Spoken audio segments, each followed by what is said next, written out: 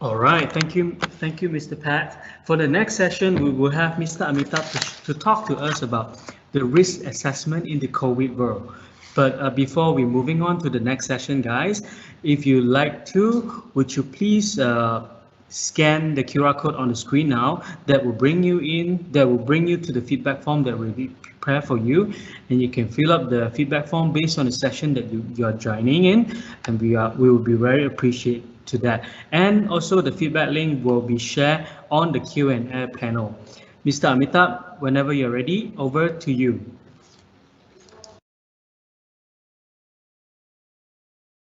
Thanks. I am just bringing my slide up. Just give me a second.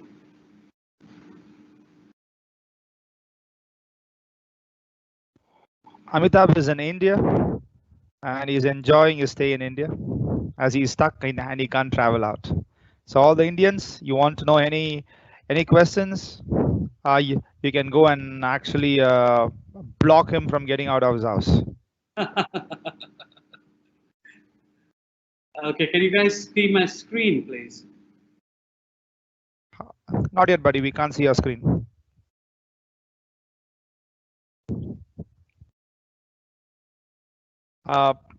I think you have to disable Joey.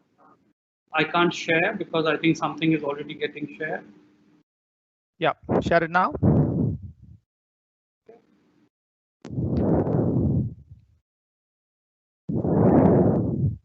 Yep. Can you guys see? Not yet. Not yet. We are seeing your video. Yes, we can see your slide. You're on the floor. Rock and roll. Okay, thank you guys. Thank you to the organizers and my great friend Clement and all the great sessions that we've had today. Just a quick overview in terms of what you have seen today and what is happening around you. So what I will do is I will just give you a brief about wherever you heard risk and what is the correlation of that risk to the various great demos that you saw today. To just give you a perspective on risk, the way it is configured in our current scenarios of, in fact, multiple scenarios of the world as it is today, how that world is actually shaping up, and also that world which is actually completely struggling today on the medical scenario in terms of the virus, and how are we going to get out of it. To understand all of that, let me start from what Colonel Mustafa said in the morning in terms of remedial actions taken by governments. And there are many governments around the world who have taken many actions around what to do on the COVID and the related risk, which is primarily cyber in nature. Now, having said that, as Clement was showing you these great demos, one of the core line principle of all that you saw is that there is a huge escalation of risk. And to understand risk, just try and understand, your asset, whatever is your valuable asset that you have, in the center of multiple concentric circles. 30 seconds. And these concentric circles basically form what is called as defense in depth, and that's what Clement spent a lot of time explaining to all of you. Now, while you're looking at defense in depth, it is very imperative to really define what a cyber risk scenario is. So basically, when we look at defense in depth, we actually have to really define what is that we are protecting. So hence, cyber risk definition by design is basically looked at as threat into vulnerabilities and actual value of the information or the asset that you're actually protecting. To actually make it simple for 50% of our participants who are actually non-technical, let me actually give you a very brief story, and I actually called it the grandma's gold box. So I do pardon, please do pardon me if you have heard this story from me in some other session, but this is a very interesting story to simplify what is happening around us and how what is happening around us has actually escalated the risk around us. So I'm Amitabh Srivastava, and I actually basically focus on looking at organizations, risk portfolio, risk postures, and obviously you saw a lot of these attacks coming in, and how does the organization protect against that? So let me first give you a very interesting story. This will be a brief relaxation also for you, coming after so many great presentations from Clement and his team, and obviously Pat. So let me give you the story. So this is a beautiful story of a grandma with 7 kids staying in a single house. House is very small, but the kids really do really well, and they move on to a very large house.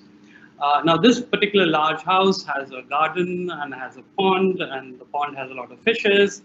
So the son, who's the eldest son in the family, says, okay, we need to put a lot of protection around our house, and starts constructing a boundary wall. So I will relate it back to the technical people also in the call, on the session today, and also tell you where the technicalities of our defense in depth really comes in. And to the non-technical people, it will make you much easier to understand risk. So the boundary wall comes in. This is our first level of defense. And so the son really builds it up. He actually puts a gate out there. And that is basically what we call as access control. To ensure that the access is properly controlled, he actually ensures a latch on the gate, second level of defense. And then a padlock to ensure that it is locked properly whenever anybody tries to enter or wants to enter the premise. The third level of defense. And then obviously you move towards the house. The house has doors and windows. So there is a grill, which in many countries we call them iron bars, and those are established. And basically again to protect. So the fourth layer of defense. There is a lock put on the door, and to ensure that everybody is able to see, or rather, not everybody is able to come in, and only people who are authorized can come in. So a process of access control again, and the concept of authorization and authentication. But the younger son is much more technology savvy, and he says, let's put a camera on the gate and at the entrance. So another fifth layer of defense comes in, again looking at access control.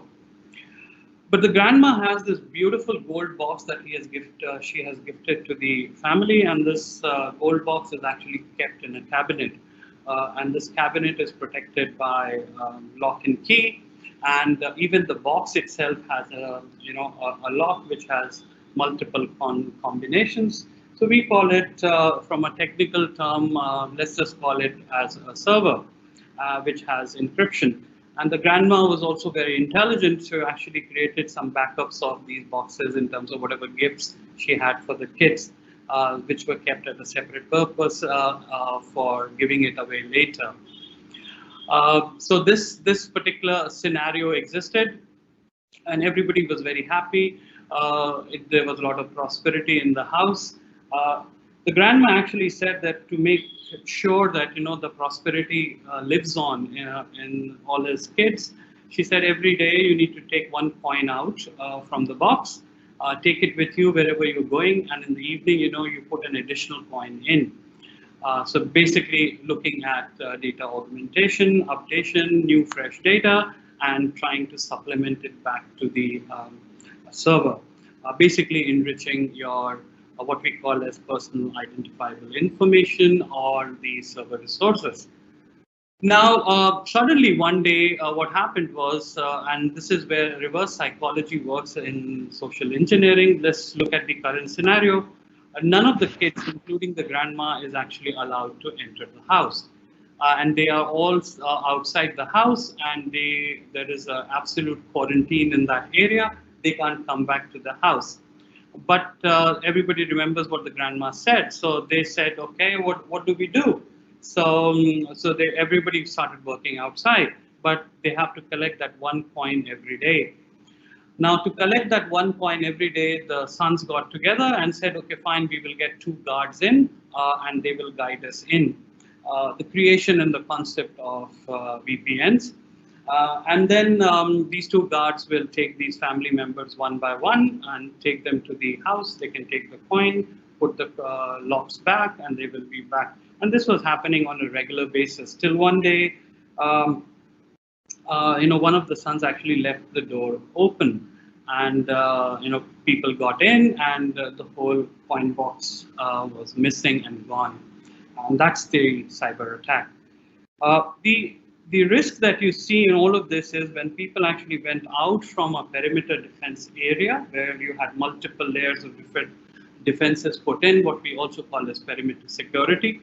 And also in defense and security setup, in Clement's session, you saw that you need to actually create rings and layers of security so that you ensure that there is no compromise of your asset. In that scenario, if you look at what is happening, you will see in this particular story when the access control was moved away from the core of the perimeter defense, there was risk on the physical security of people moving in. There was obviously risk of accessing information from remote locations.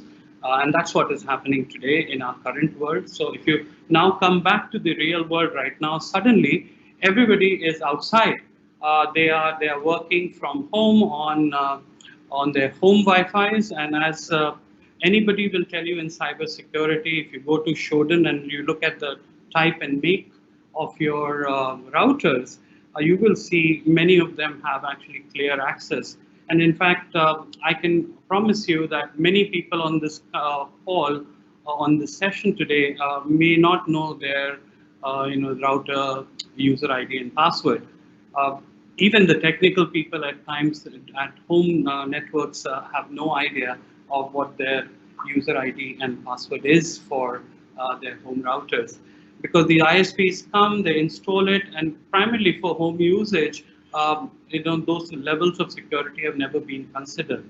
Many of the home networks, until unless you're in Clement's house, don't have multiple layers of firewalls. We don't believe that in the home networks, and that's the normal household. Having said that, suddenly on 15th of March 2020, 87 countries worldwide went into a lockdown. And thousands of employees world over actually went from hardcore perimeter defense area into an area which was actually not secure at all. The VPNs were never configured to actually take so much of distributed computing load. And it gave rise to huge amount of risk in terms of accessing actual confidential information. Now, depending on the organization that you're working in, you're looking at different kinds of risk. You're looking at risks which are primarily on your customer database. You're looking at risk which could be primarily on your IP. You're looking at risk which could be primarily on health data of your patients. And the risk could be multiple on multiple levels. Having said that, suddenly by 11th of March, as WHO declared COVID as a pandemic, and 15th March onwards, almost whole of world started working outside. We saw a huge surge in terms of COVID-themed attack. Some of it I will show you. One of the things which was very unique this time was that this rise and jump was phenomenal. And as anybody will tell you in sociology, that any kind of tragedy or any kind of war, any kind of pandemic actually leads into huge kind of criminal enterprise being born. For example, if you remember or if you have read about it in 1932, during the Great Depression, bootlegging or moving of liquor, daru as we call it in India, around various geographies and countries of the world became a big business. It also gave rise to very organized crimes around it, and some of them you have seen in movies. They're called as mafias and mafioso. In many different parts of the world, the war of the two world wars that we saw gave rise to huge industrial revolution in Europe. That was the positive, but it also gave rise to a lot of manpower exploitation, formation of trade unions, and actually coercion of a different nature. After years, and almost after 1932, the world has first time seen an attack on the social infrastructure of any country, and that has come through a virus. And because of that, in fact, as Pat and um, Clement were giving their presentation, what came to my mind was the evolution of what we call as physical malware has also started at the start of this year, and it actually is peaking right now. And I will show you one of the devices which is being used very drastically and primarily to attack banks. But phishing became a huge equipment and a carrier for different kinds of attacks. So I think employee engagement, employee training is becoming very, very essential. And basically ensuring that your organization is carefully evaluated and risk is becoming imperative. Now, having said that, let me just point out three things for you. One is obviously phishing. You heard a lot, and you saw a lot of examples of it. Different kinds of phishing attacks. And after my session, as Recorded Future comes in, they will show you a lot of threat intelligence around what is happening in the dark web. But if you look at phishing as a technique, it's not that it's just happened during COVID. It's been there and it's been used very, very easily to get inside organizations. In fact, the whole leakage of the Sleth Bomber blueprint to the dark web was a job of 17 minutes, and that's the power of a good phishing attack.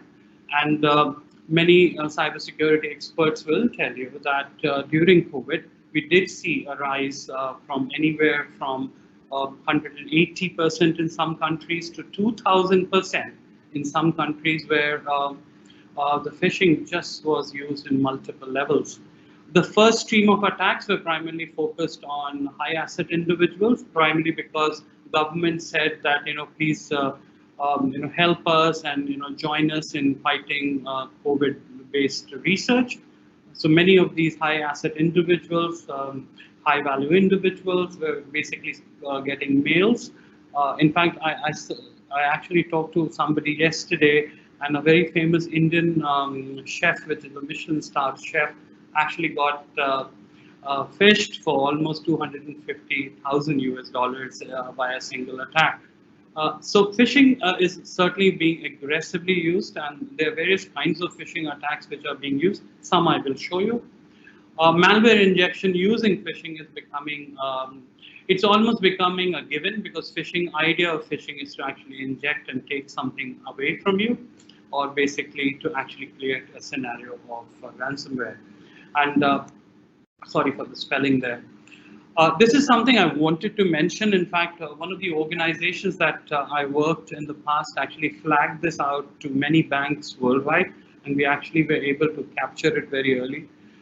This is actually a lamp which was actually gifted as starting of this year to many of the banks worldwide, and it came as a free gift to their IT team, their front office desk, and many other teams out there. And this was not a software-driven attack. There was actually a proper software loaded and the chip designed, and it was actually inserted inside this lamp, and it gave complete and comprehensive access to the hackers. So this is another kind of attack which is becoming more and more aggressive. Another thing which has happened during this time is actually the creation of COVID-themed marketplaces. Actually, if you're interested, there is a full menu of it, and you can actually see various kinds of services which are there, and you can actually buy a phishing email kit. It's as low priced as 200, and actually go out and actually exploit and actually become a hacker yourself by using this kit. What we have also observed from a risk perspective is that during this time, due to high unemployment, and primarily during this time, you will see employment levels going high in every country around the world. Eastern Europe, Russia, and related countries, we are seeing the unemployment levels to be extremely high, and especially in the technology sector. So you're seeing a lot of rise in these kind of kits being made. And so the risk from these kits is extremely high. And this has given rise to cyber kitties, as we call them, people who have actually very low knowledge of at actually hacking, but they can use these kits and become really very, very effective. So in fact, one of the things that I just spoke about yesterday in one of the conferences is the rise of cyber kitties as the new and the biggest threat and the biggest risk during COVID. Another aspect which is becoming very imperative is the usage of establishments and establishments like World Health Organization. In fact, the initial 200 and 300 mail types of phishing that we filtered out from 7th of March to 18th of March, they were all related and themed around WHO. And the theme was very simple, which was basically COVID attack and the latest figures. And that, as Mira beautifully showed, and Clement also showed, how those infographics were used to actually compromise the system.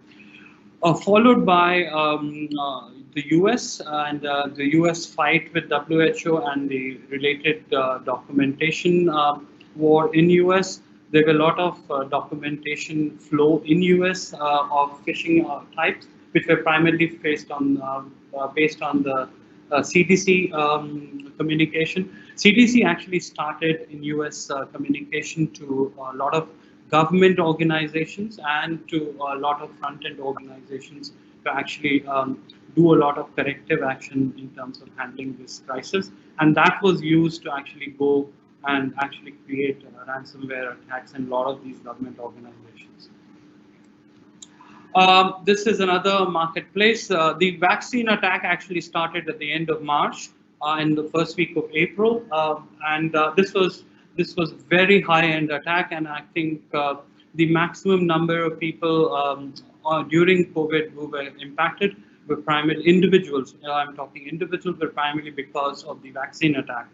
And because this was a huge scam triggered worldwide, and the medium was Gmail and WhatsApp for its segregation. It spread like wildfire, especially in Europe and especially in Italy. And this became a huge scam during this time.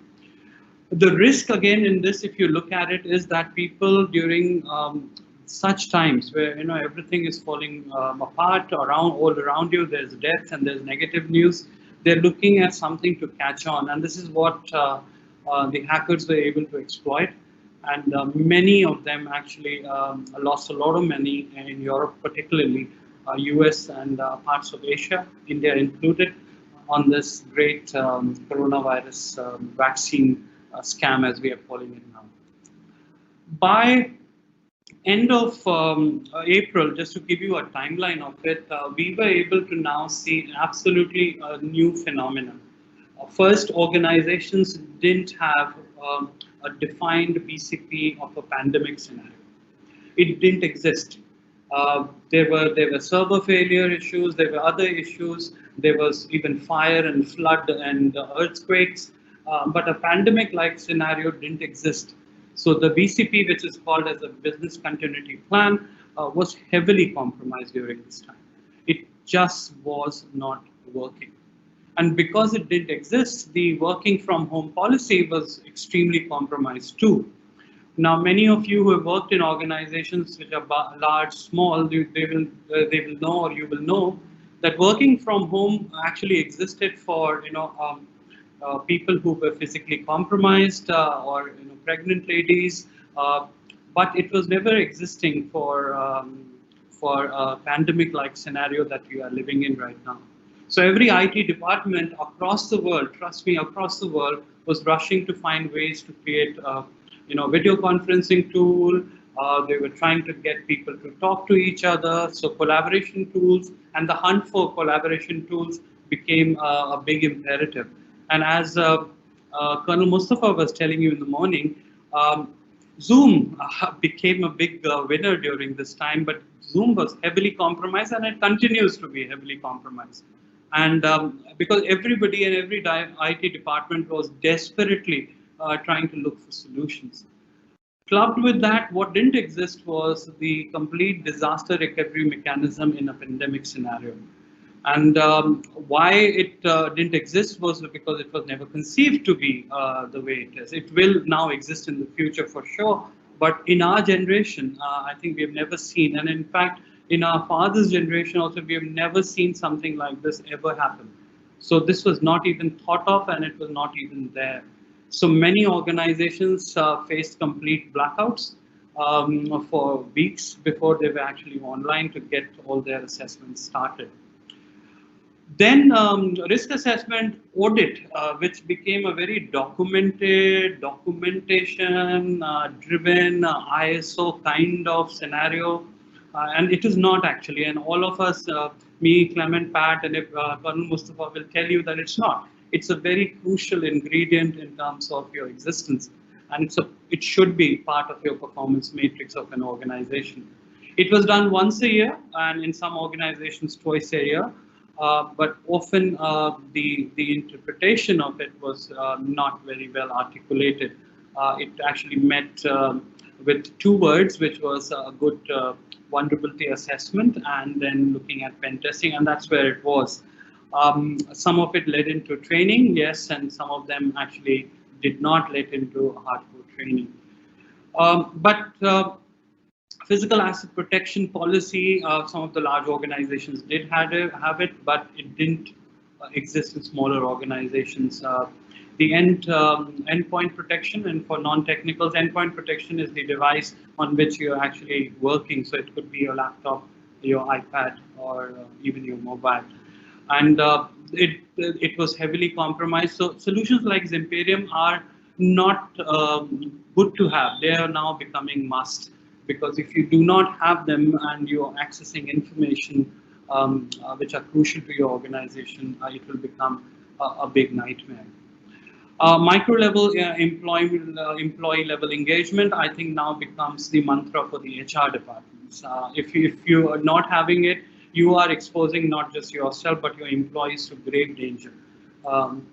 The example that of the individual, I will not name him, that Pat took, or the great example of the Sony attack and what happened to the individual who was actually the forefront of that attack, is a classic example of what can happen and go wrong to you personally if your organization gets compromised.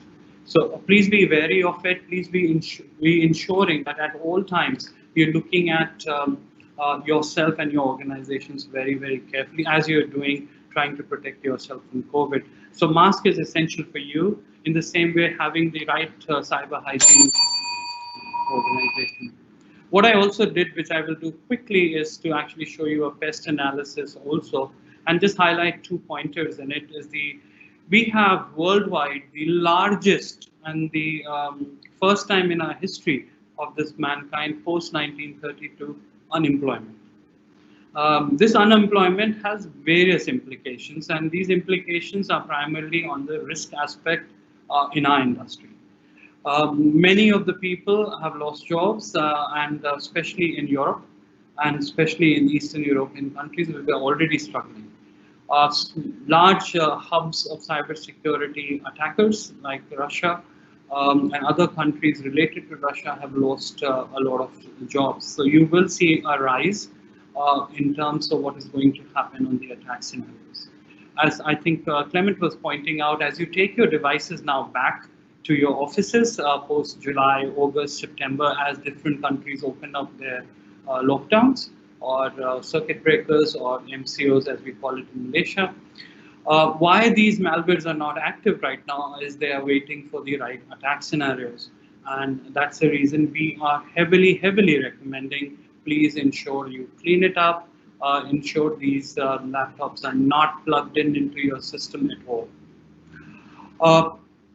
Just to, as I wrap it up, is to look at what you need to do is to probably look at new operating models for your business, which are risk-centered and also centered on taking risk assessment as a part of your performance matrix. You need to reset your security systems, reconfigure your VPNs, make them ready for distributed computing of the nature and size that you're seeing right now. It is also very crucial is to actually build a remote access, bring your own device policy, which actually centers around securing end sites, which could be your home, which could be places where you're actually working from. In majority of the cases, it's working from home. So actually, organizations need to take those serious steps in terms of ensuring that your houses are protected, your house networks are protected. Reassess your IT architecture. I think one of the biggest takeaways that we had from this tragedy was that probably as an industry, not just cybersecurity industry, as an IT industry as a whole, we need to look at how our IT infrastructure is laid out. While defense in depth is crucial and important, we need to figure out, is it serving the purpose? Are we spending too much on perimeter and less on endpoint? And the devices which are engaging our crucial databases. And then obviously, I will also highly recommend a robust threat intelligence platform. Why I'm saying that is I think early warning systems are now becoming a must. It's no longer fancy, it's a given. If you don't have it, you have a problem. And if you have it, if you don't use it, then you have a major problem. So please ensure that you're looking at all of this and ensuring that you have a very robust threat intelligence plan. Last but not the least, ensure that you have regular audits for risk assessment, not annually. We are strongly recommending as industry professionals to have quarterly audits, if not monthly, to ensure that you look at the risk posture of your organization, create right kind of technologies and processes, and also ensure that there's a culture of cyber resilience and cyber hygiene built inside your organization. With that, I'm coming to an end. Thank you for your time. If you have questions, please put them under Q&A, and we will love to answer them at the end of the session. Thank you.